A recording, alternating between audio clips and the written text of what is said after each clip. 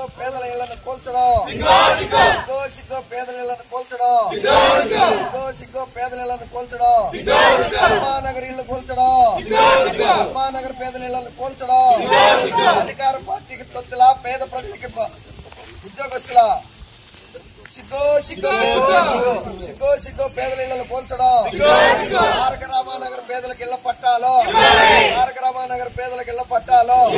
రేణిగుంట మండలంలో భూ కబ్జాదారులకు రెవెన్యూ అధికారులు వత్తాసు పలుకుతున్నారని సిపిఐ జిల్లా కార్యదర్శి మురళి ఆరోపించారు. సోమవారం మండల కార్యాలయం వద్ద సిపిఐ ఆధ్వర్యంలో ధర్నా నిర్వహించారు.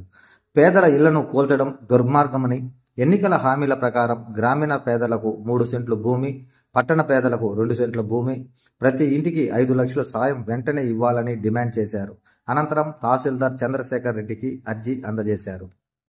మిత్రులారా, ఈరోజు పద్మానగర్ లో కావచ్చు, ఇంకా వేరే ప్రాంతంలో కూడా ఇల్లులు కూల్చడం జరిగింది.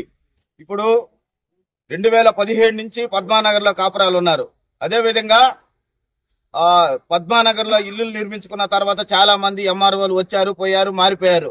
కానీ ఇప్పుడు వచ్చిన ఎంఆర్ఓ చంద్రశేఖర్ రెడ్డి గారు లేడికి లేచిందే పరుగన్నట్టుగా పేదవాడి ఇల్లు కూల్చడమే కంకణం కట్టుకునేసి టీడీపీ అధికార గూండాల నాయకుల మాటలు విని ఈరోజు పేద ప్రజలు నిర్మించుకున్న ఇల్లులు పేద ప్రజలకి ఎలా వస్తాయండి? ఇంట్లో వాళ్ళు ఎక్కడో ఆ ప్రభుత్వంలో ఉన్నప్పుడు, ముందు ప్రభుత్వంలో ఉన్నప్పుడు ఏదో 10,000, 20,000, 50,000 ఇచ్చి కోరి వాళ్ళు పుస్తులమ్మి తాళ్లు తాకట్టు పెట్టుకునేసి కట్టుకున్న ఇల్లునే ఎటువంటి నోటీసు జారీ చేయకుండా వచ్చి నిర్మాణాన్ని పడగొట్టిన ఎంఆర్ఓ గారు కావచ్చు, విఆర్ఓ గారు కావచ్చు, మీకు అందరికీ కూడా తస్మత్ జాగ్రత్త. ఎందుకంటే ఈ రోజు మీరు పేదల ఇల్లులు కొట్టింది, మీకు పక్కనే భారతమ్మ నామే 4 ఎకరాల గవర్నమెంట్ భూమిని స్టే ఆర్డర్ పేరుతో తెచ్చుకునేసి 5 లక్షలు 10 లక్షలు అమ్ముకునేది ఇక్కడ ఎవరికి తెలీదా?